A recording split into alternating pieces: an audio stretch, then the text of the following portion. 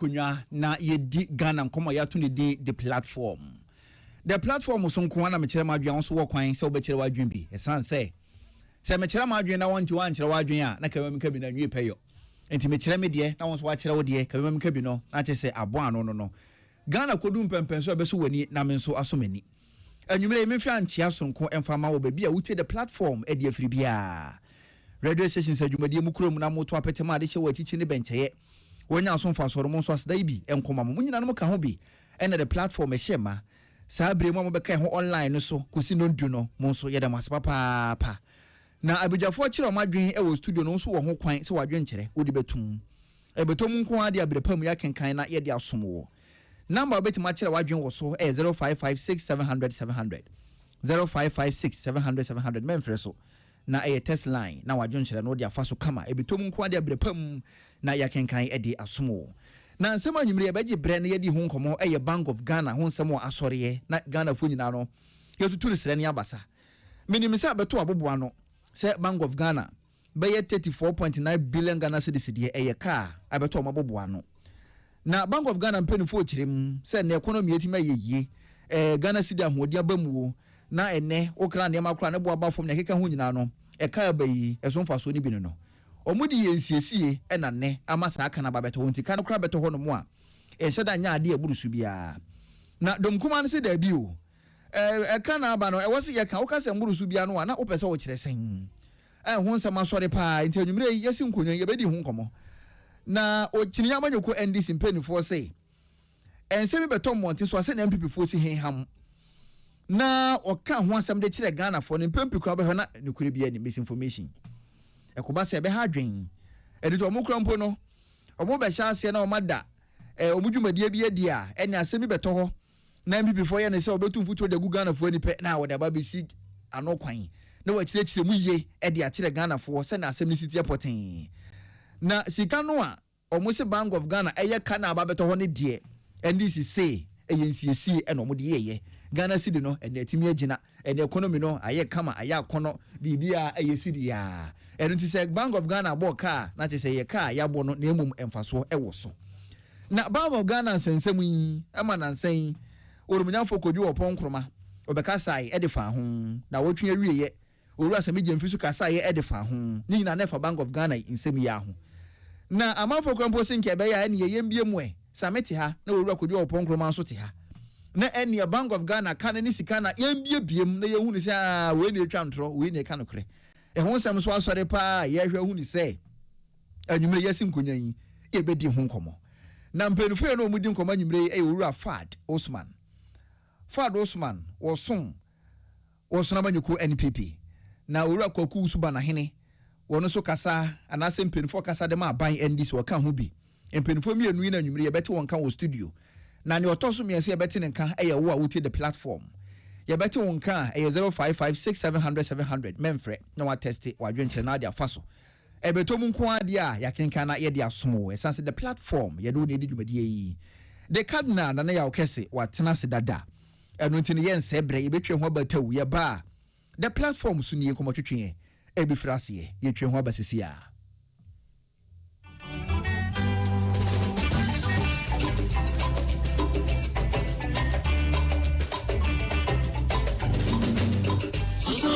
baby, Ghana, Beyo, if we mean so baby, Ghana, Beyo, if we mean the platform, a pramen and your party Pompeiso. The platform. The cardinal Nana Yaukesi, Son Sonchi, Ason Senchie, and in Senchuia, a call Batako Bramai and Sinukoso, Atwa Petiaman Timfi, a Sansa Crocotiaco, the platform Suni, as is in Conda Sisia Jack Amatran Conda Trenufua, Brana Yaukesi, the cardinal Tiajum, Ewo Peace 104.3 FM so. The platform Odoso Puo adi Doso Ensempudium Amanyosam Abrabom nsam Asetrem nsam ani amansa hodo so nsam ani nsa hodo bi adia ani ne hia na ya kese the cardinal wone na pamfo our the platform dwedie so wo Peace 104.3 FM eduada ni ukwada nwumre biada efri no nwotwekopim nondu the platform ewo Peace FM ensam wasisie de aba de akro ani de yatia ni de yehu ni nyina ne wudi na apreto ani ne sombi na yensiai na banu so a ebia the platform chire wadwene bi Ghana ya my Ghana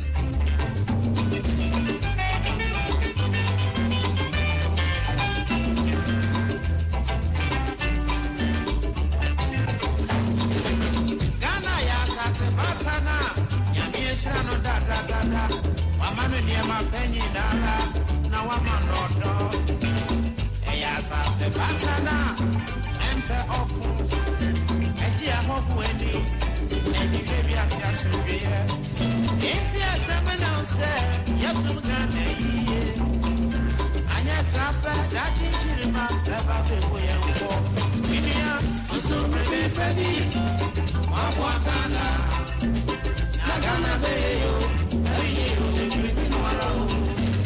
Soso bebe baby, wabwagala. Nagana beyo, ayo le kribi nwaro.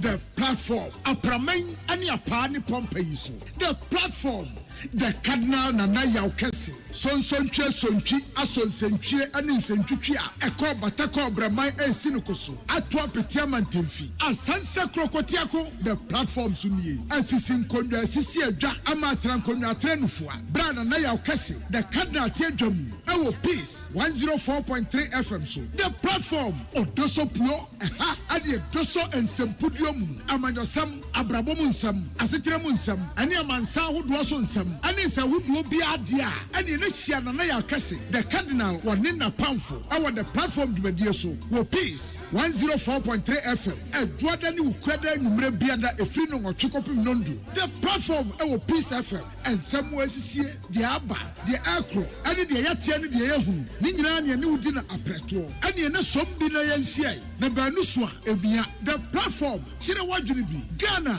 ya my Ghana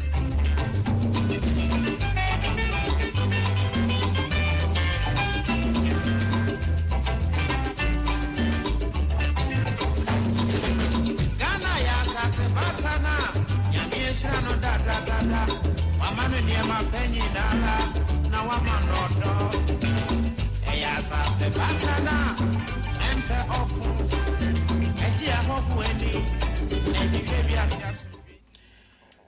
Abusia mamu nyina jo eda obia se obia odi afidi na to asabre awutie bia meda wase Kofi Kumbese na kan eminya nde bia se ya anka me pepa se edu anwumre dwoada eni ukuada no ngochi se ya kasebo no eko na wie ya wode wafidie no ato ha no na ubitie omemu nsempapa so na ubitie omemu nsempapa eni senia eniema AC ekro mamu nyina ajo enabia wutie me anadwi yemamo belated happy Mother's Day enu ana eyenanum nyina da na mema sorry Holy Trinity Catholic Church youth no omode bibiaba afidura omo wonhye na youth na atoaba edu Mother's Day anoma yi Mother of the Year edu Father's Day anoma yi Father of the Year. Na this year, Grandma Sally, Salo, has a friend, Grandma Salome, Osafo, and yet Papa, a Reverend Professor Joseph Osafo, but Grandma Salome, Reverend Father Danso Abiam, Nemame, Grandma Salome, Onuna Fi, Holy Trinity Catholic Church, youth no, ye no say, or yet Mother of the Year. Na Grandma. Congratulations. Why? Your boy Abaso. Yenije. Grandma, Yenije. Quite offer so on the home. Grandma, oh, grandma, you know what? Yamin Shirao, pa, Yamin Shirao. And Tianabi answer who tear me and you may, Yama belated happy Mother's Day. Now, no, Memendane, Mrs. Letitia Amwafo. Na the birthday Marlet of Lunch City. My belated happy birthday. Yankopo nshirao na onsoso edi wonkwana emen. Enanum de mempesa mebo ba akudin ajabi. Obia na bia wutie mi anwumre bia. Yamamo happy Mother's Day. Nyame nshiramo. Ese me nyina kranke edisi onanke ede celebrate ema. Me ni nyina esenke ede mamo na ye no Mother's Month. I think say no mbinya impact pa because ema mu deserve say ehemu animonyam enti enabia wutie mi anwumre ema belated happy Mother's Day. Ya trust on the platform so but mamenka say nyame eya adomo a kwesiada ebe Saint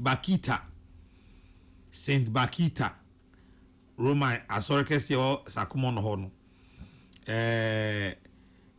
yebe program kese ewo ho Saint Bakita Laudamus eno ni ayeye eno sorry ejuma Roma sorry kese a ewo sakumo no ho Reverend Father Hilary Agbenosi eda no be 5 years or so new ena starte Laudamus afibie dura ye na kama nyame aduma kwesi ada Laudamus ebe baso yours truly me so meko enti nyame aduma week month we dia afi we dia ndie me am ginam den enti nyame aduma mo amo Saint Bakita ni nyina mo hwemanim nyame aduma kwasi ada yebeba na Laudamus ni a program a asoreke sie no obi kai the biggest house station in the whole world na dey is omadiomo yeah na Legacy of Hope project no yakoso apiska na ye de awie enti yebeba so nyame aduma kwasi ada ebe na yaka eho asem this year Holy Trinity Catholic Church yes so yebeye Trinity Praise on the 26th of July enti dru ho yebeka eno eho asem. I'm not sure you are ready for what is coming. It was 26th July. It was Holy Trinity Catholic Church and what's happening open. Back in where we are common so. Father Osman, our National Communications Team member, New Patriotic Party, and say do regional elections no so or work fan form.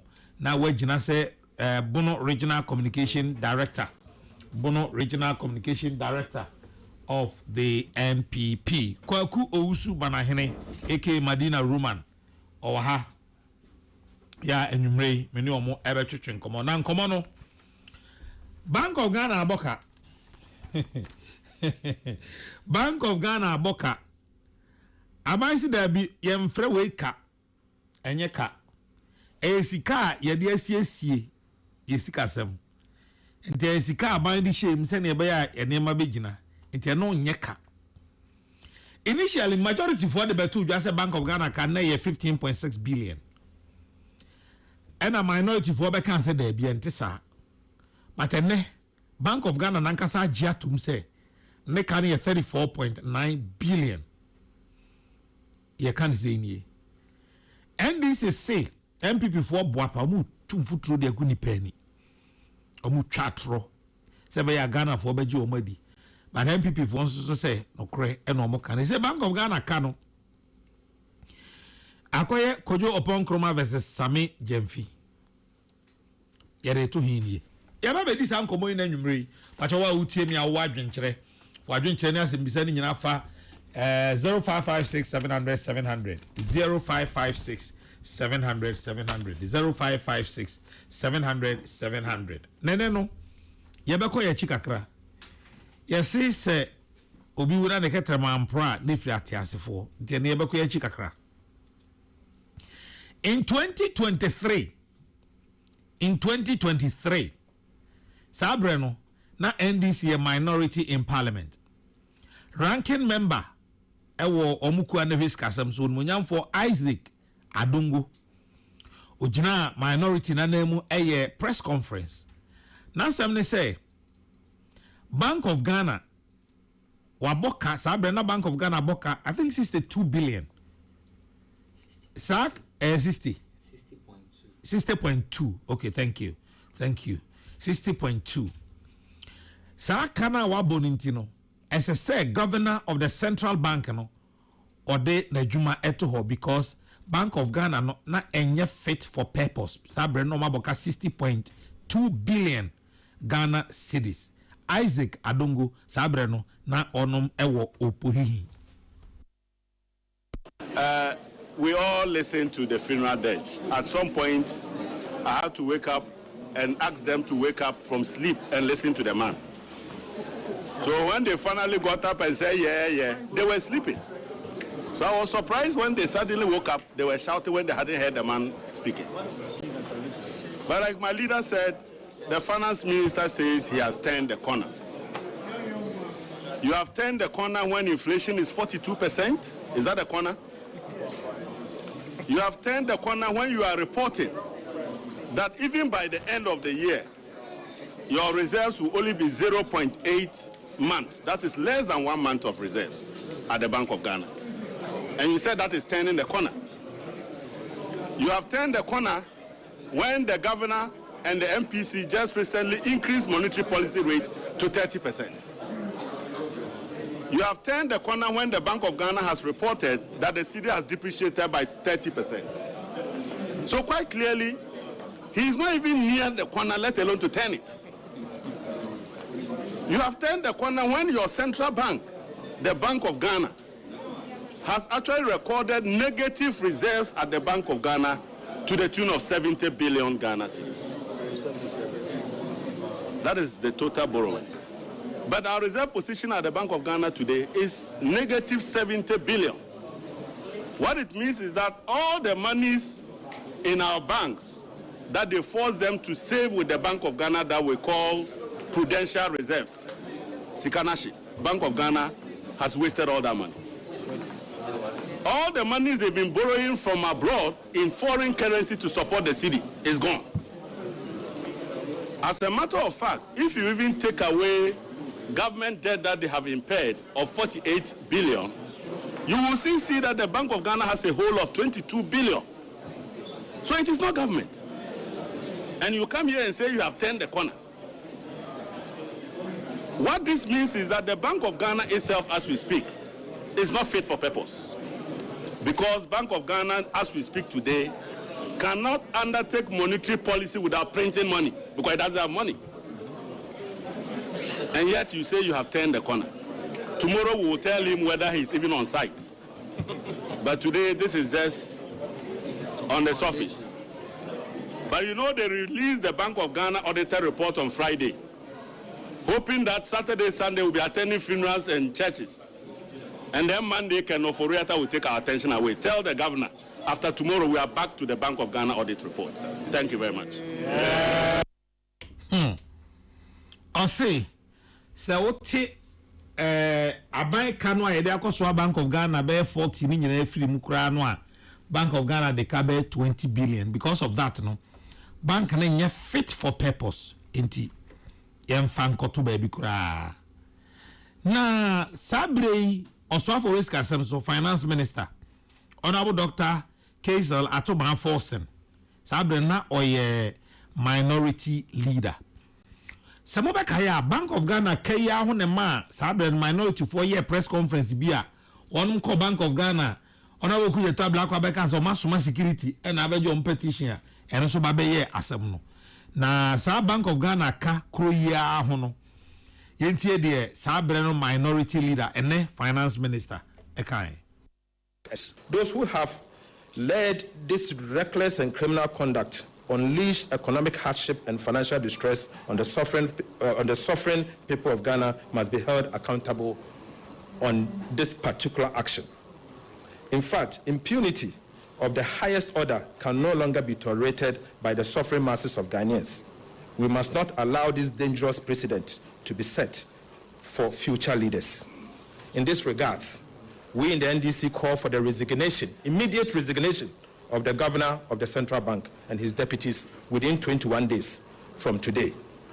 We are resolved to embark on popular action to occupy the central bank and drive out the team of inept, callous, and criminally minded mismanagers of our finances to save the Bank of Ghana. What we will do is that the march will ensure accountability. Colleagues, the march to ensure accountability will begin in 21 days if the governor of the Bank of Ghana does not do the needful and pack bag and baggages out of that sacred institution that he has unfortunately mismanaged. The annual report and the financial statement of the Bank of Ghana was released. This report depicted the catastrophic decline of the Central Bank of Ghana into a bottomless pit. The report revealed the following astonishing facts. 1. The Bank of Ghana recorded a staggering loss of 60.8 billion Ghana cedis, which is equivalent of $6 billion US. This is twice the amount we are to receive from the recent IMF bailout. 60 billion Ghana cedis, representing $6 billion US, meaning this is twice the amount we'll be asking the IMF to give to us. This simply means that the reckless and mismanagement of the governor of the Bank of Ghana has costed the nation twice what we are struggling and sacrificing to receive from the International Monetary Fund amid its major conditionalities. Colleagues, the Bank of Ghana has also recorded a negative equity of over 55.1 billion Ghana cedis. This simply means that the Bank of Ghana is currently bankrupt, or in other words, insolvent. In other words, the once prestigious Bank of Ghana, the mother of all banks in Ghana, have been bankrupted and collapsed by the NPP economic management team, led by Dr. Mahmoud Bawumia, with the complicity of the governor of the central bank and his deputies.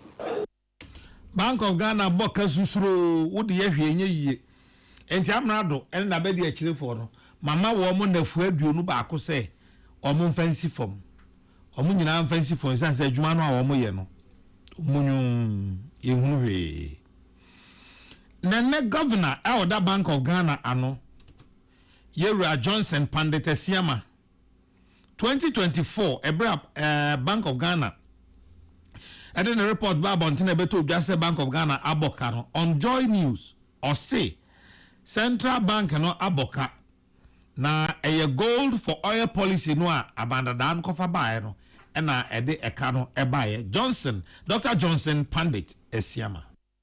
So, first of all, you know, in the IMF document, they stated that it should be phased out. Yes, so the press government does not agree with them. So, And that's the mistake they are making. You see, the gold purchase program and all the hula baloo about it, all you are trying to do is you want to increase your reserves. Yeah. And remember, in terms of seniority, dollar reserves are far better than gold reserves. Oh, okay. Yes. Because if you need to do certain government payments, blah, blah, you don't have enough dollars in your account as a country, what do? You have to sell your gold. Selling gold is not something you do within minutes. Okay, so in terms of liquidity, dollar reserves, euro reserves are preferred. Now, it is true that the gold reserves for a long time were low. So you can augment it, that is fine. But what they are doing now, one of the problems, and which is a line when you look into Bank of Ghana's financial statements, you know, there's something they have there called exchange losses. You know, it's contributing to the losses they are making. So there's no efficiency. You know, so whereas they said we are increasing gold reserves or whatever, how about the cost in terms of liquidity management that they are incurring? So our point is that do things efficiently. Gold has a lot of high demand. You can export it and sell. Who says you can't sell your gold? You know, but first of all, embrace fiscal consolidation, you know, make sure macroeconomic stability becomes entrenched, you know, accelerate your exports, you know, the value addition to your top 3 exports. That way you earn dollars. You understand? So now you interested then? I don't know. Now, more Kaiser 2025 in film no baby. And the beto just say gold board and the Bank of Ghana boka. You can't answer no kakra na minority for and then minority omna nche bi omfri abamui. Ebe kan say sa kanwa almost Bank of Ghana abo na 200 and I think 74 million USD. Somebody around that region no. And say there be by the end of year 2025 no Bank of Ghana bebo kabe 15 billion inti.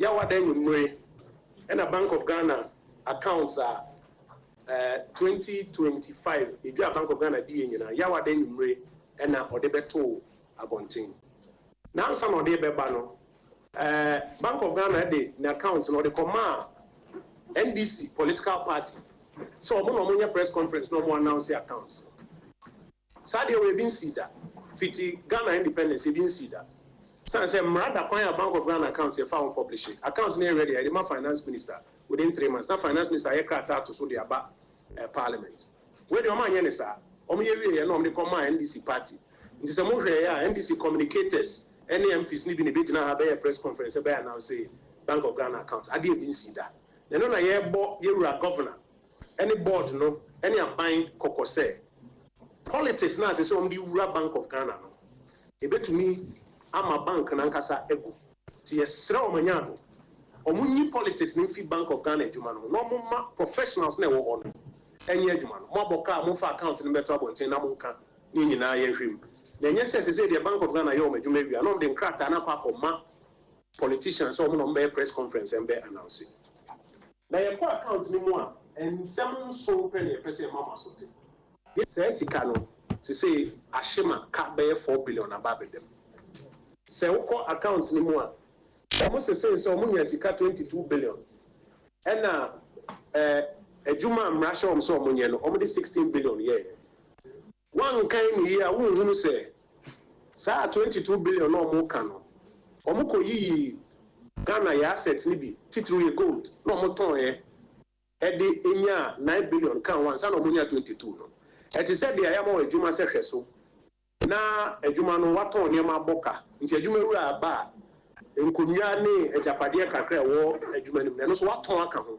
na wo de account sales ho se sales am here pamjo sa ne ye no eno no man wa say wo yi sa assets na omoton ye ni free mu a sika omunya ye 12 billion wote 16 ni free ma omaboka be 4 billion ti asem ye di kan apone ho akere mu se mo hwe account ni ye ene say for the first time Ghana history now my policy insolvent.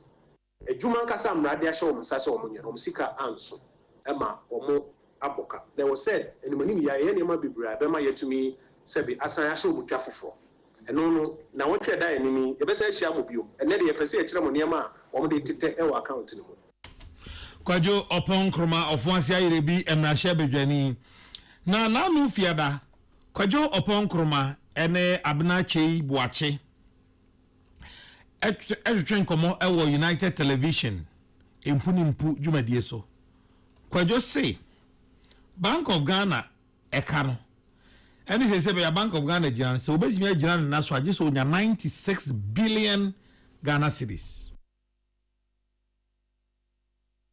Abian say how far how they mistake how far how ubitwa fit in March 2025 so be kaya Dom Kuman on the floor of Parliament and he started catch up say adewe we na moye mon kan no correct say we na moye na enkyere mo say ade na moye no na nsunie ebe wie no e problems in ebeba problem no kwa we mpa ye so ado oh mon guy out mo lose aba 1.7 ahia million Ghana force mo tie mo ko pere bi say no problem so inflation na mo say mo paper ho no obi akra no mo nko ho what paper figure no man about 3.8 obi ana mo nko the choir mo use no say mo sterilize that time choir catch am say mo sterilize 62 billion so be kaya na 62 billion choir mo fast mo mu tua ho ka hey sterilization bia normal mo na open market no problem say account no buy no say sterilization na 93 billion as at the end of the year okay yes I catch am say even taxes most of the taxes na Ghana revenue be kosoro mo fa tax reform already mo the taxes be 8 aba but I didn't cry my no sika no ensonti finance minister never be bring around to ntia and the catch am say jai politics no propaganda Ghana ni na pe o na yen solve problem and then they catch am say the Bank of Ghana needs to be recapitalized by nothing less than 96 billion Ghana cedis. I no fiscal authorities no finance minister and I say or please come and recapitalize it. Says Ghana finance minister Kopen and Emma Mino, either say Obabaji a 2 woman no. And now Obaka Bobesia and Monimi Adia recapitalize it. Okobos Abisiana, Ubijama say, Mino any day, into us Abisiana. Nanso, lawyer Sami Jenvi, CEO, Gold Board. Memenda no Pono Kotna TV3. Honestly say, so 15.6 billion no minority for no eka na minority for no ohun baby ohun si omon konta se obi the 15.6 billion a share Ghana scam ama dollar ejina cedi ejina and inflation ejina 3.4 what was say waboka enye ka asa na pobrofo we dum siesie we what dey siesie fie o moka. You see, over the years Ghana gets dollars for the market, those who need dollars to go and import from 3 main sources: gold, cocoa, and oil. And we have to, because that is not enough, we have to borrow. So you hear of something called Eurobond, that is government borrowing on the capital market in dollars. Just to get dollars for the market. You have to create debts to get dollars for the market. But we took over an economy where we could not even go on the capital market to borrow, because the NPP had so borrowed that they could not pay, and we were locked out of the capital market. So you can't get Eurobond to bring dollars in. The IMF money, we got 3 billion every year, you're getting less than $1 billion. Cocoa that would have brought you $2 to $3 billion per annum, cocoa was going down. Oil that will bring you some dollars, oil production is going down, and oil prices were going down. The only thing you had was your gold. And so we said, okay, we inherited domestic gold purchase program, but through the gold board that we, President Mahama, envisioned and promised, let's scale it up so that what has never been done in the history of Ghana, we can do. And we deployed effective aggregation system, license reforms, plug leakages, fought smuggling aggressively, and for the first time, we mop up small-scale gold of over 104 tons. And that performance of the small-scale sector was better than large-scale for the first time in Ghana's history. Small-scale gold alone brought in over $10 billion. Large-scale brought in nothing close to $10 billion. Are you listening to me? Now, to be able to generate these dollars, the Bank of Ghana says there is a price. What is this price? I must buy the gold at the exchange rate at which gold is bought in Ghana. And from the time Ghana became Ghana, our forefathers' time when we started mining gold, till 2025.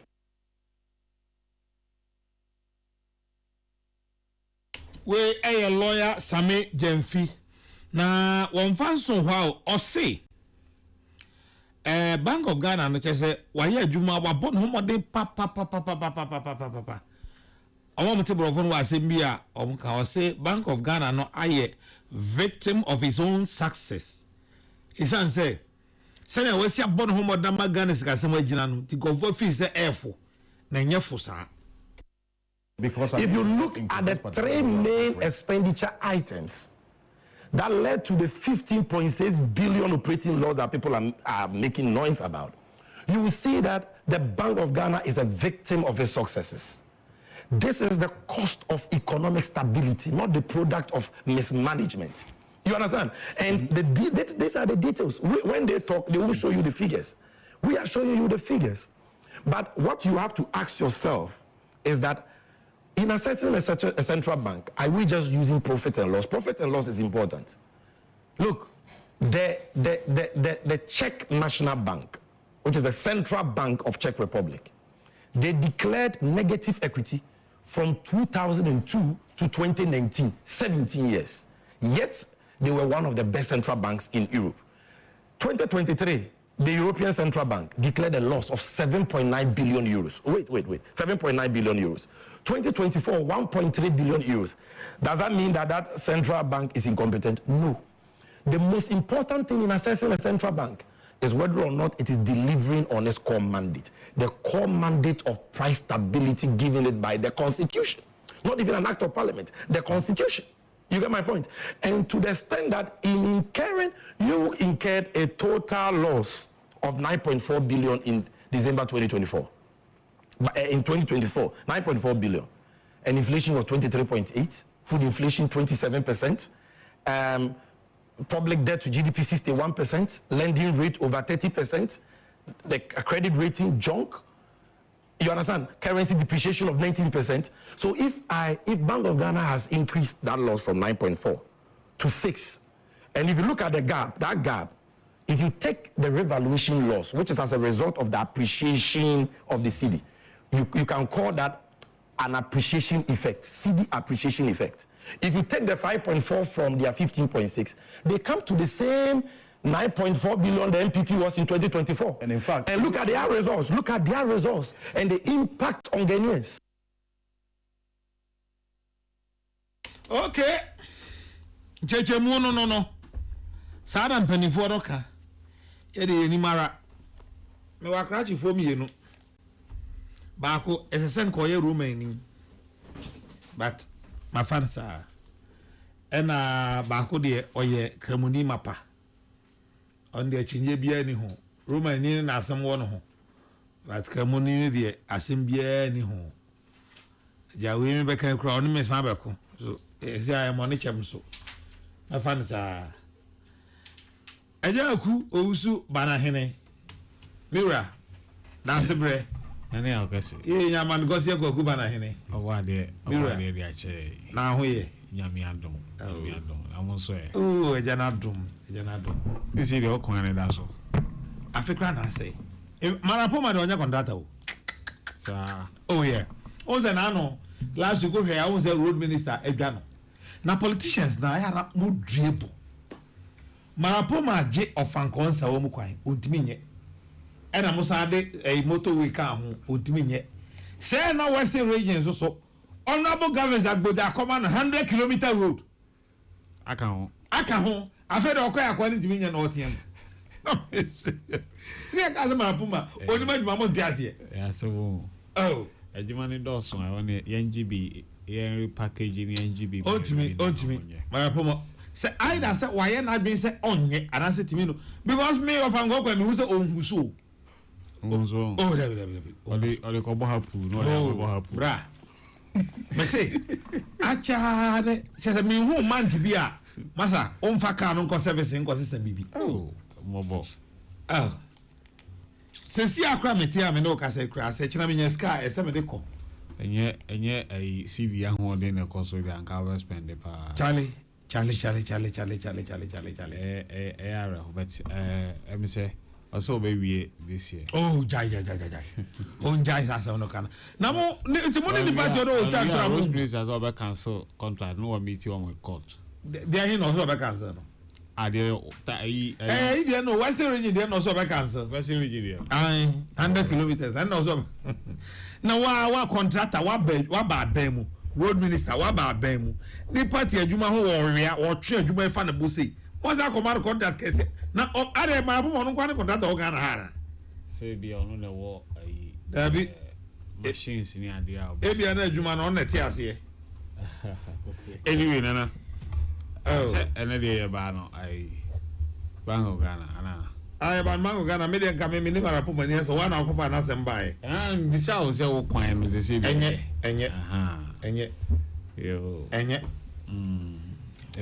udru Ebeye, you fancy what? Charlie. It's so frustrating, eh? So frustrating. I know. But I know. Ebeye. Say, unye ubiabone. Ekwanya ordinarily, it can say take you 30 minutes. One will be the traffic so by 3 hours. O kwana oba. Oba, anopa. Now I say sabe kra wukui. Sabe kra wuku obi so. Na what time wa odi fifia obedu adwuma mu. Me traffic so. Me catch it. Wonderful.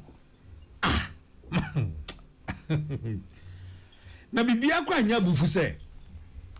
On se kwan bia wo ya your access routes a obey amanfo afa.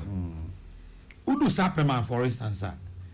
Na ye wo ekwan wo ho ase obi free opa na so person obesen kwa Accra ne ade a obetwa U10 na oba besene ko. Yeah. Say udru ho no u free. E bia ofa 3 junction na obepie Sapema na nka obetuma twa U10 na akokuma se no. Udru ho agisa wo sign ba amasaman. Very long distance. Yes, I was signed back amasaman and wa ba baby twa. Enti ama say ano drivers ni nyina also pie free upa ho a e so force no fa one way ni bi. Tem pie ho achi. Yeah. Agwan de on the punishment pan or ni pa we fa mu. Yeah. Ma poma. Se me pa me wo kwan mo tumi pa me de contact ma aban contact ma obi. Se me pa na ka me sign ma contact go nya bi. Anyway, the emphasis Ebeye. Enye manda marapuma de enye. Anti. Ebeye nana. Basa o party mu ye. Oh, emu boko. Mampanyi ni na bedi a chere ni team. Bojuma. The finance minister. And then governor. And then me ame boss ame jemfi. Nipa mi saying nikita economy. The fiscal side, the monetary side, no nipa or the dollar, a bra or my a mobile juma, CVA, a stabilize fine economy. And I am no Casa rating agency. Oh, my rating, and say it will be positive outlook. I say your drama so confidence level, no, a samba back, your Bobby Sia Benyabi. And Adeba Kwa, better. Me de chow pama President Kufuor say me come more criticizing ho has a one na why economy ne basa what to so we say I don't know what to do ye beside say na there na we economy so a new leader ever be EF economy say na prophetic say Amampanyi Mahama bai and never be EF sa or how him President Kufuor do jay junk status baller economy rating and near Bobby Sia, almost ye Jimmy to ye maybe. You were lock out of the capital market. Yeah. Emma President Kufuor, Ejuanico, AU. Eko soon was Africa, Yenya a rating agency, na Yenya Brofoni de mom. AU was it that be a saying ye because what the whole rating if Africa qua, all the call a hifana about service. Ain't ya my and send President Mahama ni team I work here my be positive. Just say within 1 year nane akase engineer ma AC or Ghana enye wanwa enka economic recovery it take time be I say 5 years na ye 10 years with the 1 year, all the economic indicators are a positive outlook. This is a President Mahama, your bonabaso, nearly team wire dear. You hope say Ghana for ever my yedi, sa like we mu yankofa, maybe MSA mubium, say a buying, ne party bet twasso for the next 16-20 years. Na economy na ye no be a jumaya no many idea. Yankofa abedi sikafo imram bium. Okay. Mate. And they are no more ye near the economy shall munsa 8 years. Eh? And upon Krumaya Wagani. And it was super. My father called about that was super. Oh, they so why Ubian so about. Fad, eh? I'd say, never put out on Brandon. A party Muboko, party, a party Musens and Archie, we had the DB Babontea, Zayati sector committees. I acquaint they'll be dealing with various sectors of our economy. Mama, when home come over to him. Last week, Thursday, the leadership of the committee dinner at 12:10. To the ending of this month, members are constituted committee in the It was just leadership that came up last week, Thursday. But now I have the full list. Very good. So the best party for Sebio, Edmano, and you'll be my friend that cross will be a maybe. Miniature him in the shas. There also in the shas, yes. Appointment, my Cabimano, Ebiana, Abaya. One is appointment, madam, or your appointment. My. Oh, one catch green letter now, the letter. No, one green letter. A text message letters, Libya. Oh, go work at this office, dear, you know. So letter ever send you need a my. Others, it's the best party for Seb, or Bibia Ramana and Kanakumantuni. Now, so your party, man, Sanet here, and a befree pianopa, a befree beer, a befree beer numre. It's me for Bicra Homache. The best party for you, as I say, until Wudia, a best Yenya, but their name for Odo, and in your Dosron Contai, a party leader, the Dr. Alhaji Mahmoud, me Fantine, Chi. Now, I am 1 or 2 million percent Sakano. It's me free and Munsem come to 28. Mate, better say. Now, go Subanine. Mose Bank of Ghana or Moka. Now, what it says cannot stabilize the economy. Moka. My Bank of Ghana was only an okay. Church, but Minim Nipa Uyentino. As a mamma saying, who say, we a man soon for. Oh, Kwaku Osubanine for. Make us say, non cron upon Sima edu mienu. Mama ni Sima dunu. Enti 9-12 Banahini, over to you. Yo, Nana. I bet you a chief for Anajui. I'm a chairman in 5. Also, call Bono Regional Communication Officer. Near Hona, a walk 1 seat. I bet Chemupe and then Akamai, Musitai, Akabako. Nti Oba Kasa am Major. But I am Bachoma Mauneso Kakra. Na me cancer Bono Honum. Yati and Yati by Miss Mauneso. Ah, okay. And I say, it's a microphone. We have a microphone. Wakachi seminar by me, I am a Cassano, and Yanua, moving Christina, mammy. And Yanua, while Wakachi seminar also, Ubian was already a very. Hey, because me, Edo. I want your room, me, Edo, Parliament Chapel. What your room? You see me, Edo, Parliament Chapel. Intra. None, I guess it. Intra. You see. Enipa ye the economy share omunsa mfie nwotwe omamo number. We have the men, even COVID the break no ensu a ye de ma ye ne kane ye de ma ye actually ene opon kroma wache free ya on na radio TV so ye de osan be ka kire say we are not in a good place. It is ensu ne kane na omde ma ye no mo san agene back. J increase ensuo ne kanea Miami etua o made ma. Ni nyina engineer so economy na sene. Emma ye rating Standard & Poor, Fitch and Moody's e rate a junk status. Your economy ye hwi ye. In fact, your debt to GDP na 104%. You see ye ji o man sika nyina nearly kotua ye ka be san ka chire 4%.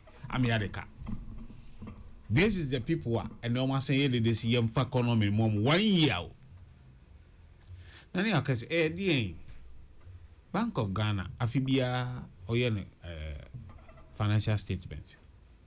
And oye and also maboka 15.6 billion a year market operations bia me market operations in here. Nani akase aban President Kufuor ne Dr. Baumi aban eko capital market ya omo anya bosia na nka fibia na mko 3 billion dollars wo euro bond omko yo omo anya no e na oba no se o adesin governor ye ko ye anya bosia ni bi tise ye de ka omo mpanyi bi fi abana no kura ba na e betwa ti ya ma na je ko bobesia nti ye hu bibi e na adesin eko princes kama ye va 80 billion cedis. In fact oman bia no population any sika udi e wo man no this is sika ne koboro so a na e wo se Bank of Ghana ana Central Bank no etwe sika ne bi fi economy no o kai say ye twa sika ne gum na inflation hwiri ko gina 54.1%. Hatem udi sika bebre be gu hwibarom na de akoto pan no ba akọ yesi more money chasing fewer goods. So that's it. 80 NDC aban by President Mahama no I was seeing currency visa economy. The Bank of Ghana ebe issue short-term instrument through the banks. Na yeri atwe sa excess liquidity na ewo economy no. Na excess liquidity no, oh yeah, you pay interest on it. Sa interest na ye tua no. Na ye yi excess liquidity na fi economy no. Eno na ye kanwa abano. Say a caravan, another one, as your domestic gold purchase program. Now, your cotton gold no small scale for Honor. Small scale, Nanko Momo cotton, or my dear, our man on any near dear, no maba. I buy see there be. Me here dollars at the boom in my any idea. It's a matter of you honor me, my cotton with the dollar number. It's a may tough you are me to your prevailing market rate. It's a normal you suit for a bureau rate, you know. Na Bank of Ghana record e the books mu no use interbank rate or no nim forex bureau rate. It is a exchange rate differential between forex bureau rate and interbank rate, you know. Sa e kana e wo ho no. Na Bank of Ghana record say a loss. And now ka bo mu a 15.6 billion. Upon kruma hwi a na wakwakofa other comprehensive income. Aba can initially was start here or say Bank of Ghana aboka 44 billion. No TV so near the 44 billion. Emma expect miracles. I buy so but can be 44 billion, 44 billion, 44 on one. And Ray and was son announced a carrier 34 billion. And you're 44 billion. Now, other comprehensive income a day. Bank of Ghana a hoodoo the asset be our foreign currency. Now, sir, assets no. Because of the city now who are cost I appreciate it by 40.7%, you know. Sa assets, you know, anya impairment. So that's it. It's a no value na day akofom. Enye car wabwa edaho. In fact, analogy bia obi ya ayemi de pa. I say what of ye? If you no turn 500,000 Ghana cedis. And also ene, a person me turn sa if you know. Value and be if you know no. He say because of market volatility, self you know value no add 400,000. Nti wo ton one ube lose 100,000. Now they are two books. But on to you know anyes can accounting for say you haven't realized the money. It won't even fast account and conquest profit and loss account. Such transaction. You will be a Bank of Ghana Act 612. I provided say all the Beko Kosheho. I a friend of revaluation account. You fan Koshe profit and loss. It won't even call Ade Adia young realizing a young ton ye cry a loss no and mamma can operating loss no and come on say Lunti or about 34 billion. He only saying ye international finance IFRS. Actually, Konya be first to be treated those transactions. And international accounting system so I actually Konya be first one be treated. Separate then come home. Into upon Kruma was being disingenuous. And then they afraid debate here. Was afraid at forcing obey debate, no debate Sami Jempini. But no crow why and to say wako mix nneɛma no na waka bom na ɛyɛ frɛ wa wadwane ne ade nana the outcomes are ɛma Bank of Ghana ɛyɛ saa nneɛma wɔ nyinaa mfasoɔ bɛn na ɔman no anya ɔman no ɛnɛ yɛbɛto dollar na yɛ 14.7 cedis ana meboa per dollar ɛne yɛ working yɛ de ba 10 cedis as at the end of 2025 no na yɛ 10.5 so what you say ama enne sa appreciation of the cedi no aboa ama ye debt domestic debt no reduced by 104 billion Ghana cedis nana sa ayi aban bia ba ose me be fa ekawe efi 120 billion me dia kwakodlu 720 billion but aban we buy wa be fa eka 720 billion and the about 614 billion. Look at the difference. I can't go slow. So what I say? Exchange rate, you know, I'm one there, Sydney and Yanti, and my car so achi. Senka Yakobo, I was here Euro bond, $10 billion here, gold bond at the brain. Enka Yantia 10% interest, you bet you, and son you sent to your principal. And the gold board will say she can abraya kwa. Only was spending 9 billion. 9 billion in yes gold board. Eco this cano. Send ye auto gold no prevailing market rate, you know. Side difference, you know, and a cocoa do 9 billion. New pricing lot, no. Eti outcomes that economy enya. They say ye debt to GDP, no. Now you're 61.8% and they above 45%. Just here, GG is sick and above 45% and a debate here. So that's it. A idea a positive a massa economy.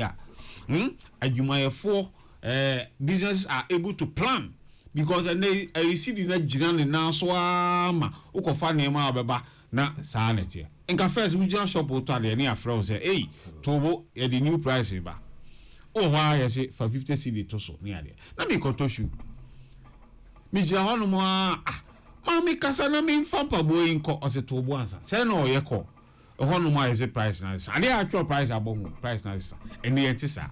Ye will price stability. So just say.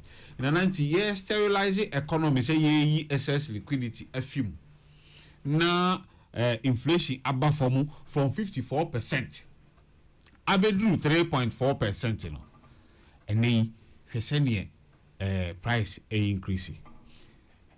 Ketwa be na babe daso. First no increase by 54%.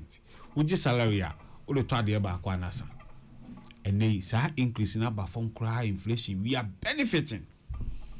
So that's here. And the economic benefit no more than the loss wa Bank of Ghana I report no. Now loss no cry a book loss. And yes, a Bank of Ghana contract and waboka. Bank of Ghana and your commercial bank. Send your commercial bank, it is your account, a year on financial statement. And yes, a Bank of Ghana. Omo action, Nijuma Omudi say. Omo a economic policy management. And no more. They are not commercial bank. It's young who say Bank of Ghana Juma Super and Dr. Siama Ama Ghana Papa Amia benefit papa. It's the idea it was a man share the larger picture. They say Bank of Ghana dear why a benefit you be and yes select fewer and maybe do ye na kwakukwate oboase MP catch say yan ko IMF wa your reserve and depleted to the sense 2 weeks import cover per any year. And they Bank of Ghana our care mean 5.7 months import cover from $9 billion to $13 billion in 1 year. Nana, adiwe, enye wanwa. Reserve accumulation, our gold bond, and the $1 billion and the back economy imu. See a couple of saying manonia, and Kawunsi will be true prudent policies and management of this economy. It's a minority for our muye de opposite at Yomanka. Namidi can cast upon Kuma Wagani, and there was all my beam, on to me debate beer. As answer Wakoki can yama bono two futru, a good and crofoni. Yenesa, and ye. And no ye in the economy, mamu, must say be to the sense, DDEP, domestic debt exchange, Amo ma everyone kokra ma ko pension mo do musika to government bond. Your mom haircut. In fact, the former Chief Justice no come mo awon ye dey. Omo call demonstration no say aban for musika mom. Ewura kama Michael Ajekum Ado. Nyame fa ne currency. Businessman wa bobra a be pharmaceutical company ni ade. To the sense any a ton book or see onisika or the publishes our book no. Nisika or the akoto ho. Yem famana adane bo achibidi. Eba papa idi areho eko wo. Inipa bebre ye say data was a nipa over 800 and a sure among was our domestic debt exchange. Abanya na ojiska o man for ho a untimintua. And they would change ye de say, oh, but you are by now, no yen near my partner say, and call ye say yanka, yen call ye say, and kaya. And then I was one to me, and then I inflation grew 54%. Your actions, your call printing, and the inflation, it could do 54%. Ubia be Yamana be drew 3.4%. I will say, and call ye say yanka. And then at time now was one to me, and I can say. Young find minority in 72 age. And you the positive aspect of Bank of Ghana, Jumana Wadiama Ghana. No. Say, and net businesses, a comwa drum.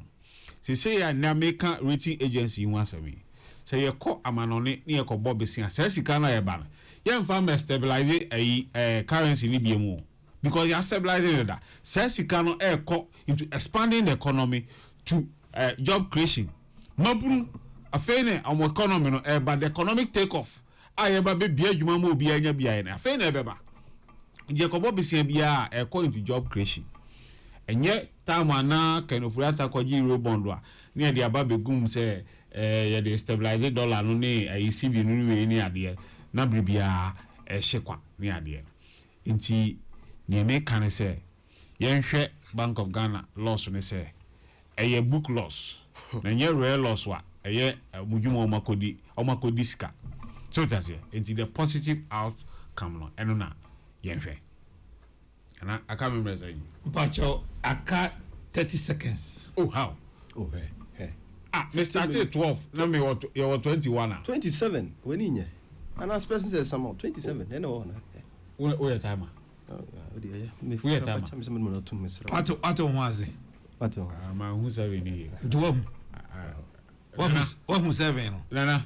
I bet me the time na kan nyina ma only time bia enya dia oba me kan bia be convince obia before me call father so no yes o see hu Bank of Ghana kan say den a book loss na nya den enye ade a wakoton aboka wakodi sika bia enti loss ne yesen loss we 15.6 billion 15.6 billion 15.6 billion. Okay. But Odum say time MPP for hand over the man now inflation in year 53. Yeah. Now inflation at 23.5. I mean they just say our actions inflation could do 54.1%. But time on the man on not time on the man 23.5. Granted. Oh, that's it. Okay. Mami mbisa we the old church the mo an say Sikano Bank of Ghana use ni nyina eye eno no de agina cedi no na afi ama inflation aba from metiwasi ya sa na opa kire ana Sikano a aban dada no etwagu economy ni mu a ma more money we chasing fewer goods e ma inflation cost so e was say Bank of Ghana mop up that Sikano fee economy ni it will issue short-term open markets securities. Yep. So that's here. Now, sir, a short-term, no, ubetua interest also. So, ukoto a buying bond, Bank of Ghana bills, no money area or banker. Utua interest. Sir, interest now utua no a canoa about 15.6 billion anymore. So what I say? And a second one, a domestic gold purchase a program. You could talk gold nifi small scale miners no wa. Your mom foreign bureau rate. Your mom interbank. Mate wa church ni nyina mate ase. Me be say kanu abano. E no hold free e buy. But Bank of Ghana aboka. Ayeka. Aboka in their books. 15.6. They don't just say they are insolvent. No, me say o aboka say 15.6 billion. In no yeka. Yeka. Patiasie, medase. Fat. No. What the only said I am man so for Saturday, but Eja, now 170. It's almost 9:30. Okay. And me also 15 minutes. Over do 45. I drew 9:30. Yeah, that's 9:30. And I hope I do we are time living my fat. 9:30. 9:30. Meeting Shasi. And that's very. And I already come in chair for you, Marine. I'm in chair and Papa Alaji Abu Fadama. Meaning so you marry. Oti Alaji, Michel Sonko. Now I'm in chair, mammy or Yarifa.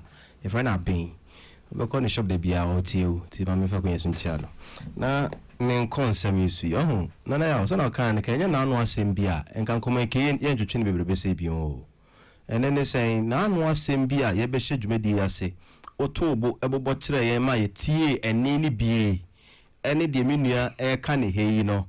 Emma, I am as a minia no more position no cranny, and some more catwa bontain on. Say no more dapa no muti and 70B. And then some no more Kenya. Now I am Mrs. Sebio, nya chomono abroso. A science, utie, the former finance minister, a minority leader, Anna or Bank of Ghana, losses a chomuko. Say negative equity of 51 billion Ghana cedis. Cheresa Sebio bank negu. Sano kano. Enyan kashana no. Or say 51 billion negative equity. Cheresa bank no egu. And Bank of Ghana report to 93 billion of negative equity. And Sebi 51 billion bank negua. And 93 billion there. Bank no say a jogu from crowd. Nemum entisa yen kase egu kra Sebi ne ebeka ne se enkomo ne bia mudi twa mu no ene na aba be so mo na ya mo twa entwen na kenye sa de a Bank of Ghana ka wa boy obobi 2022 enye sa a yen gitu mu se eka ne ba ye no. It was necessary measures on Bank of Ghana take to help us provide remedies for our economic challenges that they face in 2022. Now to say be any NDC for a train who the day a demonstration for the first time catching as a Bank of Ghana governor Yaman 21 days on resigning because of that a car buyer it save economy no.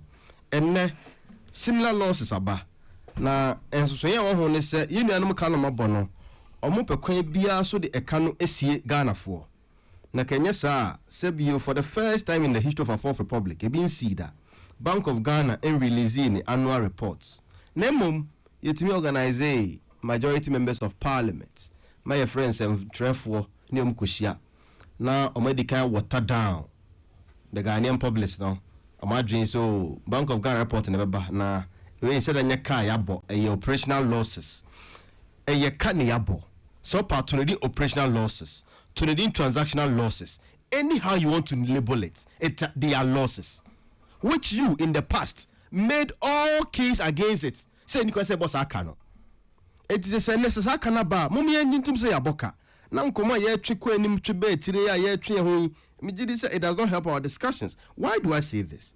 We do admit say na odi kan and also inflation above form na inflation emma form no was a Bank of Ghana taking measures the MOP app currencies need be free system no menyasa na excess liquidity no oyi be free ho no you corrected impression ba kwa manage ho inflation the cost ro Ghana no na liquidity inflation kwa o. It was largely what we call the imported inflation and a food inflation.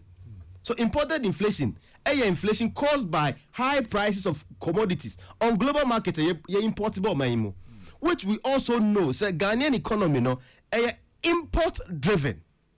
It's a name of cost wo edwaman so a ne bo na kosoro no automatically go credit about Ghana ne bo na be kosoro. So it was not a liquidity crisis any face a sebio ne ye physical baruma ekotopa no. No, that was not our inflation problems. Our inflation problems ni na maleste no food inflation and import inflation. And unti amoba mo measures amu take to reduce inflation no mo reduce inflation on paper me pacho on paper, but respectfully uko jomo a ye nua no mo se bia ma mo jomo no o meka kire wo se me hye jofiti anopa be pema nwumre nipa antoniema. That is the reality on grounds. It is a offer artificial way to mop up currencies and our liquidity in our economy. Now we doing Bank of Ghana through means like commercial banks, even treasury bills, short terms, and they deny businesses access to capital because commercial banks cannot says businessmen, any business entities, are expanding operations. Now, Sabano Emma commercial banks are windows so for Sika Bremi. Now, some interest on it. Do you think they will give their money to private individuals? That is why our economy did not grow at any percentage point in terms of job creation.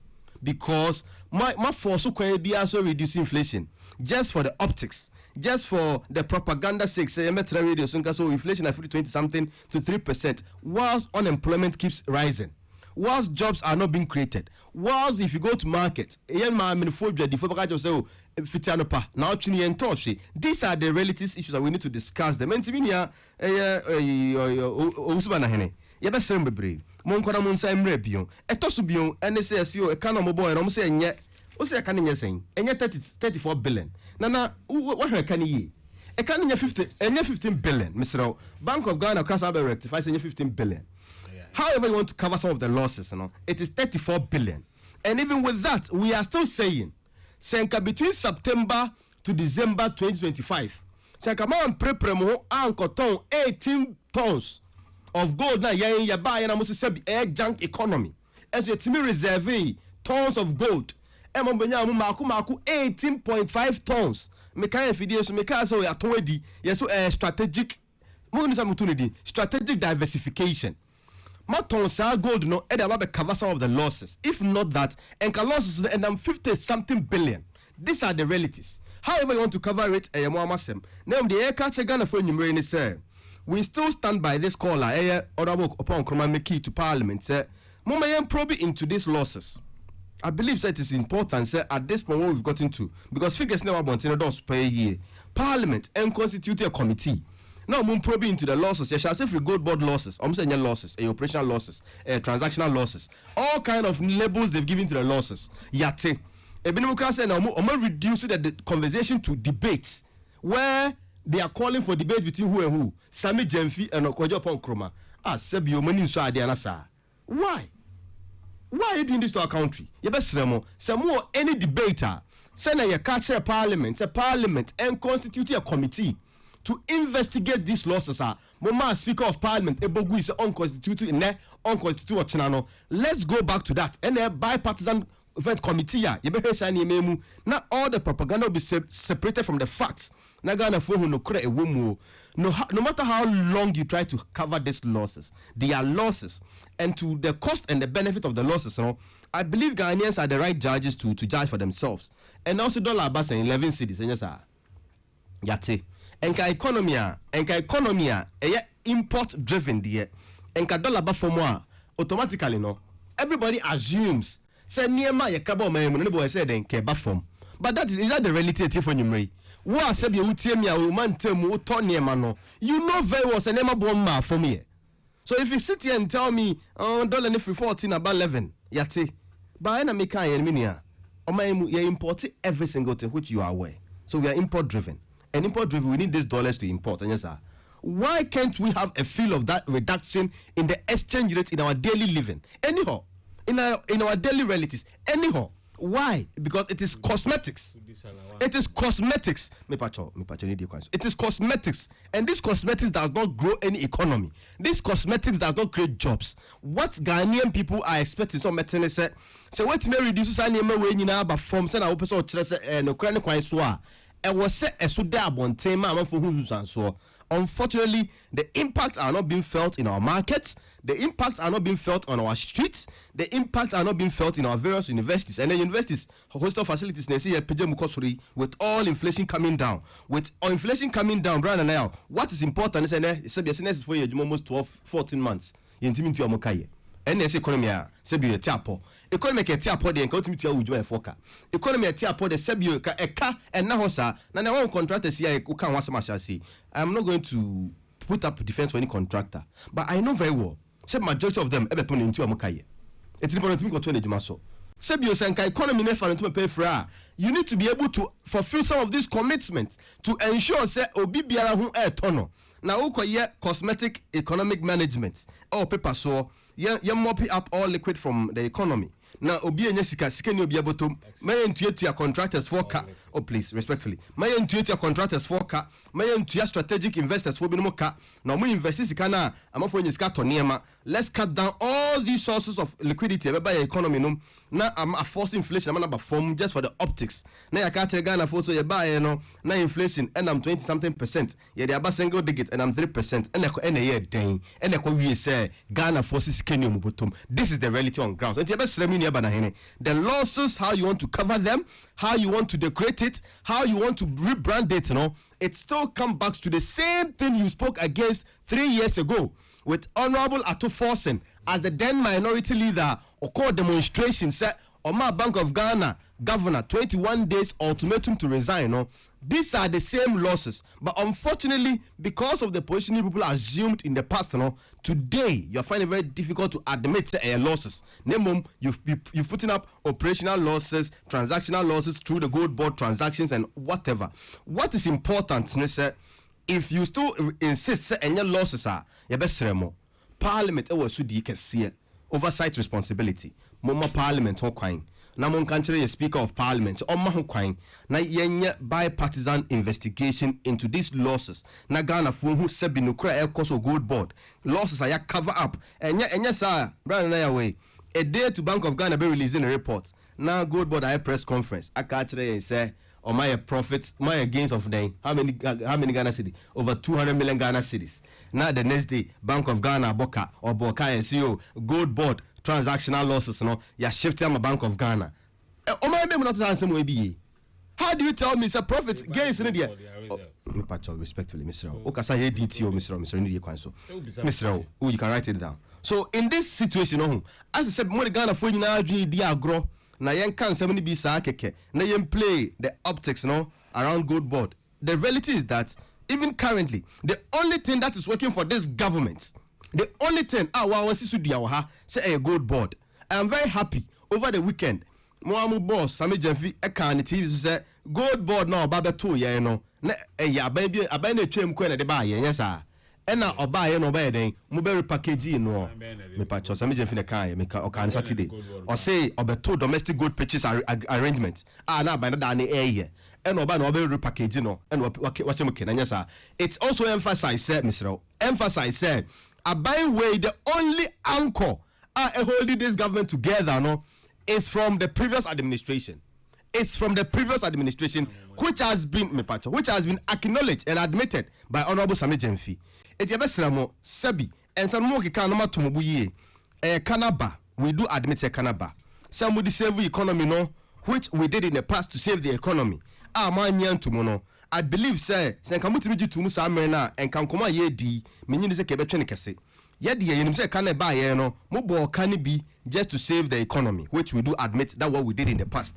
Name the problem is that you are not being honest with the losses. We expect you to come clean, explain this to the Ghanaian people. Say these losses were necessary as it was necessary in 2022. Now you boy who can sebio muye who did muye who demonstration no. Sankamo anya I don't believe Sankan komo we sana medikan kabra na and kebetwe ne tenti aba bedru bi bedru. So in coming to conclusion to this particular issue I believe strongly and I still call on minority and majority in parliament to end these discussions and bring some finality to this whole losses. I believe we should go back to parliament. Honorable Speaker of Parliament, yes, sir, any day so. The way you've been managing our democracy in parliament, cranny, kakra, makwain, sebi se moonsro, se kronubi koso gold board, moonsro se sebi, kronubi koso Bank of Ghana. With the financing of gold board operations, Mumbiemu na parliament and Tanaso, na Sami Jemfi, Sebi, where any TV propaganda, but na parliament, never be on Kratano Mumemu, na kind on Womachina parliament, na parliament and co booksmu, where the losses are and the cover ups a woman, we are going to expose everything through that channel. But until we do that, they will come back to us with this same propaganda, the same lies they said in opposition to win power. It's very obvious Omunya recover from that opposition mentality. You've won power. the lies are still too much. Yes, ceremony di kwan so. Mon ka no kranchire Ghana for kakra. Na Ghana for enyom ho ntia says e ka na ya bono, e ka no so pay because if negative equity of 51 billion was a junk economy, then I still emphasize, and I also emphasize that negative equity of 93 billion and 96 billion emu ehu kakra. It is ceremony. E ka na mo bono. Come clean. Open up the books proper. Let us understand all these things and Ghanaians understand. Say, Kanaya a bro 15.6 no so. We are trying to cover some of the losses under transactional cost under gold board, which we all know. We've said this before. Bank of Ghana losses neighbor. We know these figures already. Please come clean and let's have a very decent discussion on this matter and move on as a country.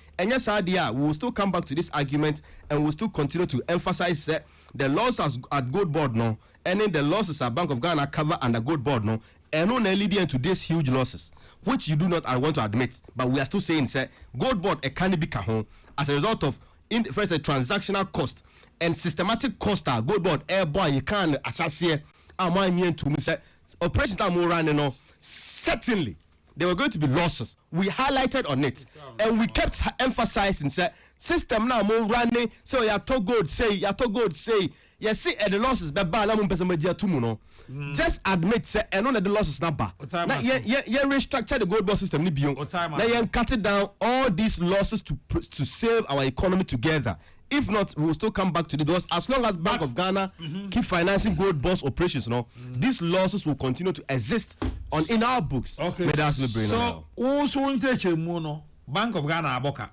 Yes. Aboka saying. Waboka totally no. So odi ukasa the gold reserve require kanwa, and I'm close to 45 billion Ghana cedis. But as it stands now, 34 billion Ghana cedis. As it stands now, 34 billion Ghana cedis. And then the car Bank of Ghana abo. All right. But so tie bana hini cheche more the mine no. Or say the SSK awubo din say ye kai. And no mo de amasidi na gina no. Enne. 10 bia boku bia na nema no bo gina ba bia gina. Now our economy has returned to B with a positive outlook. Exchange indicators in our favor. Inflation is 3.4. And they say, best say says Kawin Abema Yahuba there. No problem. How do you react to that? Oh, and I'm okay. Oh, sir, and I'm medical kind, Sebio, and your common sense become kind of 2022 now, and can come Kenya in combating BBO. A sign concommon in 2022. It created that impression, said Bank of Ghana, dear Mocha. Because I'm catching said Bank of Ghana, they said you then Boka. They said these things out there, okay, that's true. So if this were the position you assumed some years back, I don't believe and I don't expect you to come back here and tell me say they Boka the save economy. Say Bank of Ghana Boka 60 billion in 2022 no. Now inflation now could do 54.something%. 0.1. Any a taste so me patch. Any a taste so be drew, baby be jama yo. So it's also another factor say a can say boy was to save our economy. And I can say inflation now but from Mr. Mobilize and liquidity my year free system no. And yeah no inflation when I'm dealing with you. You only took out the money to reduce the purchasing power of consumers. That is what you've done, and they are cosmetic inflationary controls, which you know.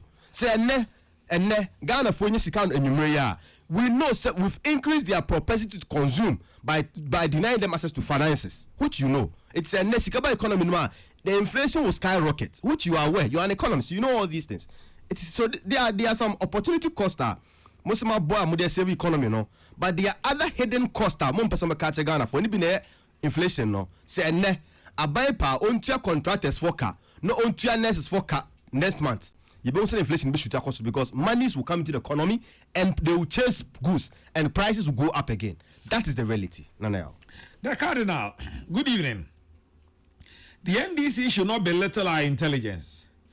The negative cost differentials incurred by the central bank in trading our gold using the Forex Bureau's rate and the interbank rate is huge. Doesn't make economic sense at all. Let the NDC yield to the call for a parliamentary probe that will settle the matter. Ask the NDC members, why are they running away from the probe? Professor Kingsley Nyako MP Kwadaso constituency and on so Eddie we say Aba Abetum. Oze that question you in parliament. Oze Prof for parliament is that question here or they my on parliament. But sa parliament so na mo so mon pese bukui. One of them is uncle. Bank of Ghana. No, so okay, Mama can say so.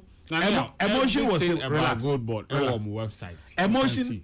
Oh, so you mean and then there's a company here BBR the website and transparency. It is enough. It's enough. Now the COVID expenditure investigate you are in power. COVID expenditure. You are in power. Investigate. Bank World Bank ni IMF si company man. Yen hwe kwan am fa so edis ka what about investigate? Okay. Well, come in 10 minutes. 10 minutes and make me move 4. I'm a mafad 4. Now me the 2 no assign. 2 no dey here. But they sign it off. Okay. Nana ya. Yes. Na me ni ka say ya ba be ton gold 18 tons. No mo na pair sa gold no egu ho. Before NPP na Akufo-Addo aban e ba na gold reserve wo ho 8 tons. NDC and the builders are tonnage no. And on mobile in 8 years they added 22 tons. Into every year be an 2.75 tons and on the count. 8 years 22 tons. Ye buy in 1 year you the 10 tons and I can gold reserve. Go check. It is a ton 18 tons. Now you the boy economy and you go a year with the tour and you baba hold it there. And you admit say more ton gold and they support the economy. And you mean I had the Bank of Ghana and Kasaka. Wait, say more ton gold now you the CSA a reserve no and they support the economy no. No, I want the clarity. Me and yet support the economy. Na then IMF and Kasa and a catcher Ghana say economic like Ghana will reserve 80% in gold. So what China BBS now here in the immediate now they are cotton. I feel now we call cotton gold. So hold that reserve 20% in gold. It's your gold no ya building reserve a loss which you go and sell some. Then mo tonwa sikano mamu medi mo fan sheba bia mo betima invest here dey faso ebe bro man. That is it. Okay. And a coke could do 5,000 per ounce. And no say time we could do 5,000 per ounce now can. Ye ton ye no. Yes, I fetch this alcohol. You fetch it koto sa gold krona esa fetch it koto. Enye no kre. Enye no kre. Ye ton bank ma City Bank of US. Gold no ma City Bank. City Bank. As I go na a reserve. We say na a reserve. If you reserve vote nim. Ye reserve no. Any Ghana how? E wo Bank of England. Ho na etie ye gold no. No akofa no akoton ma City Bank of America. Now we are wasan ko City Bank of America say gold na me ton ma san ton ma me. And ye ton ma ye jai gold ton ho. Ye ton ma City Bank of America. Yes. Say reserve na ye ton ye no. Reserve na ye ode. Sika. Bank of Ghana reserve no. Dollars and gold. It is your ton gold wa reserve. Or ton dollar reserve. It is any person who tells you a reserve gold no any cotton. Na nye NPP a gold nkwa yen buy 1 year na ye 10 tons of gold and account almost 8 years only 22. It is saying ye 8 years ya. It's just here the 80 tons and the can reserve no every year be 10 okay. Matthias here. Also Bank of Ghana can here 15.6 billion. 6 billion. And gold no so e ton e nya sen. Gold way. They got ton no ma also Bank of America. City Bank of America. City Bank of America. Ye nya wo gold nim. Unim by ye ton 18.6 tons. Yeah, ye ton 18 tons. Yes. Okay. That's kind of ye be IMF catcher said we should invest that sikano in the economy and the interest. Where did we invest it? You have to ask Bank of Ghana. Bank of Ghana have invested that money. You understand? Eti enya dia ye koton dia be boa esi dia ho dia na bibi. Ya invested sasika. Sa go ni nya sen ye ton nya sen. And I'm saying Bank of Ghana e be show. All right. Mate. na the make say father ka say omunde say sika ni bia be kan wa lu 34.7 ada comprehensive income enye sika ya boka eda ho ye realize say sika no yenton asset no ena sibi na ho ni akosoro ena ama asset ne bo na ba form it is a loss ne wo no enye rare loss eye book loss e di unfa nkoka unfa nkoka sa 15.6 no enkonya 34 ena odi be ka dey ho eye separate revaluation account unfa me ka profit and loss account no itu ade ni mienu a eye disingenuous so that say yenye ne sa ba bia ade me nyina so e bank ne ka ena me say sa e ka no yenya moye nana me analogy bi chiro say matoka me turn ebo 15,000 me beton car ni na you say bo na do 14,000 it is a beton car no me boka 1,000 na my record was to but me turn car ni go so ho e dey na ka say maboka e dey ba be ka me profit and loss account ye ni sa ba bi enye yi it's a car Bank of Ghana bond 15.6 billion na father ka say omoyi committee members bi ni ade e wo mo party pacho time na so o da bi o ma me 4 minutes ma o time na so pacho o toto ma no kakra nti age me dey no twam awie na party a mwako election awie a mo se mo year reconciliation kere Japan e won the campaign team Kwabra Japan won the campaign team Aduchum e won the campaign team ansa na Brian Champon won the campaign team uwie ye na wo body committees ya wafa unkrofo a wo no mu ye campaign nyina na do ma body committee no e na wo di omo no contest ye coach e wo 4 sectors omo unkrofo de wan fa ba kokra anka committee no ye body reconciliation say man ye na wo di abronye abeto communication atem bibiati bo dini patem sa na beto u communication team say ono ebe kasama ni miracles no ni awa no ni ari baby so sharp teeth and I don't have a committee na nipa na aka na mo other camps no dey na wa science we fa wo ho be eti na the base for the Kenya Japan refugee how you feel come there and contest talking of the base last week me can the base was in be try me pa me do me say anyway in Christ on me you know the base movement and the base movement and the base Ghana first oh yeah some anyway my man can say last week na me can say Canada Japan AD third there be OD second OD second name the voter onyaye percentage onya 2023 no and no na esote no correct e dey aso na me can say me share papa bi ye call abena ba yie ye no aba abena ba yie nya no ne papa yie wo kumase ena papa bi ba me ho no so cardinal me po asempa na obeka ka de obeka na me se anti peseka oboa ye na me se mo hefo ena o si base the base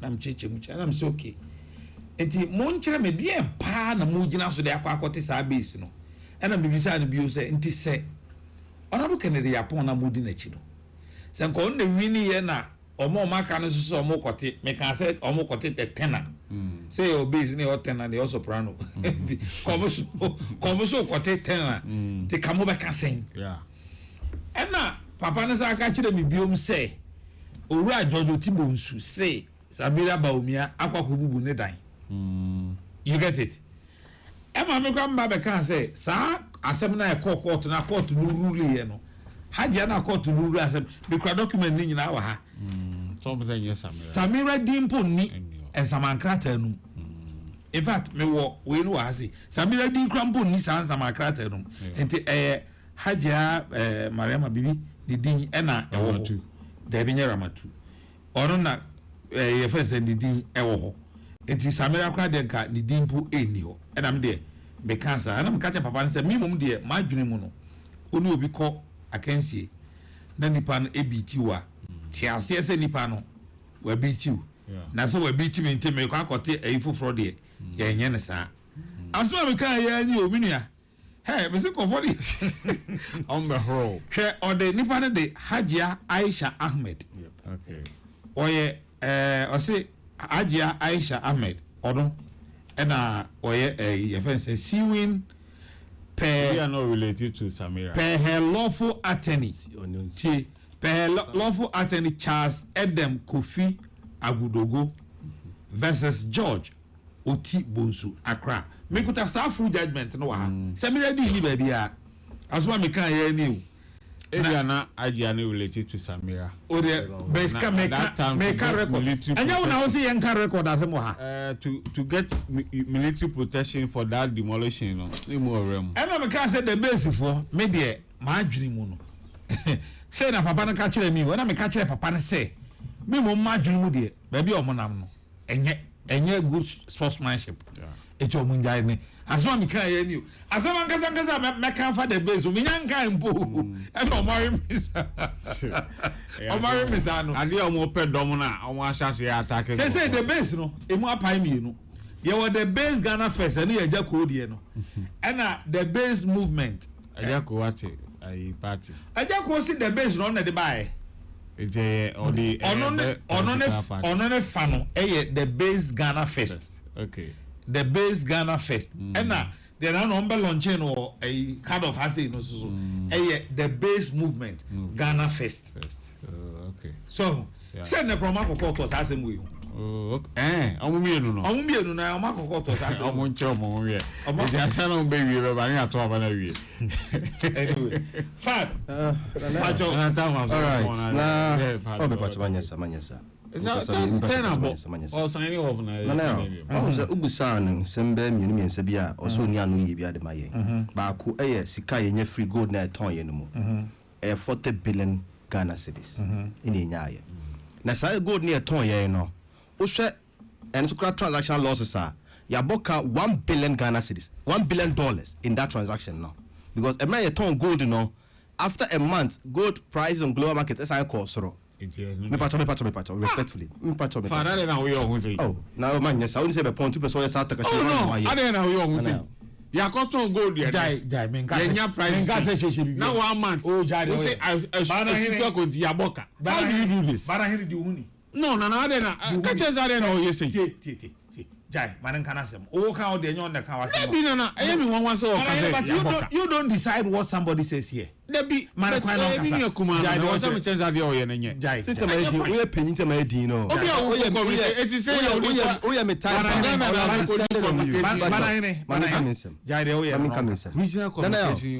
go near toy and I say they support economy and Canadian crime or investigate. Senga gold no ya Antona na that's what I got a time now can very bad thing. Gold price. Omo ye investment. Man can say my history me so straightforward question. Only straight forward answer mama dey jai. Fad, mpacho foul time. But I hear ni answer mama. Do the fad. Or the you me time mpacho dey be. Me no facho to. That's it. Olo just on pay pa no ye. Ade na wo ho ira say. Married. Oh, me ka kire me nua no ndisi fo. Say bi Ghana fo ya adwum do pa ye. De mu ye. Mudi entroning na da se ya na ban na diegu. Come out clean on these losses and let's move on. It yebesrem. Losses no e don so pa o. Na mom omudi technologies cover ebinum app. Na omo ka kire say 15.17 billion. Yate se mo ni bibia mudi sie Ghana fo a. Parliament there your NDC for your MPP for entro ni ho propaganda ni ho. Evidence any ekoka ne parliament. Mumma parliament ho kwan. Mamon blocking from parliament. Na yenye bipartisan probe into this matter. Na the losses no yentimi famra abonte Ghana fo nyina hu de cause so. Na amede mention be ye no di kaka kire tie for say Jamaica call for regional communications director. Brother now party say be assumed from constituency as constituency communications officer. Ma be join a Bono regional communications team and sana me be join a national communications team. Na na yako opposition o he communications so one of the pillars in opposition. Etija many mpanyimfo ato adwen my engaging mpanyimfo be in our party. Abusa mpanyimfo ni bi adwen say me ba be boa e be yie. Etija ma say me be mesia committee. Just kuntu hene a nintia no okọ. Enti mesia committee na ma ho boa Bono region communications. Ehaya nintia na okọ. Enti da mesia committee na ma ho boa me region na ya peja communication in the Bono region na ya hyemo kena e de apetumi come 2028 in the Bono region sana kan no mechia Bono man echia wenti man echia Ghana for nyina na yaw medase Fad Osman Kwaku Owusu Banahene ene the officially wakase waja Roman or say onye Roman ni biom Kwaku Owusu Banahene is that also onye Roman ni biom also ye elder wa sorry foforo mate onye Roman ni biom ti yate yeda ase nyame fa nko bia wokọ ba ho na wokọ nko sum nyame yie bia wokọ nko ye ekobisa so for di dey say I was say asọrọ ne dey say I was say nko ye sa de ni bi ho anyway abusia ha enene ebrebe me kwan ema yedemo asie oze Dr. Kinsinyako professor prof fachame sika bi ore come electoral commission wa adweso no investigation na position but you be say mama nya na ofi aban mu ba there be say special prosecutor so mu there be say professor bribe no go to am electoral commission. Do you know that for a fact so to bribe? Bribe na there. It can only be bribe apart from that. Professor Kinslinyako. Anyway, Prof, I know you have a heart for it until the infancy here. Kwaku Owusu Banahene and Fad Osman. But Banahene, they were Owusi Kansam Francophone. Also, a kaki 12 for one year brepow. But Prof, on this on record, we aren't saying say what could you bribe a mobia a Honda my expunge free records no. Why? My expunge on free records no. It is not on record say what could you bribe a mobia it's a Honda may free records no emu.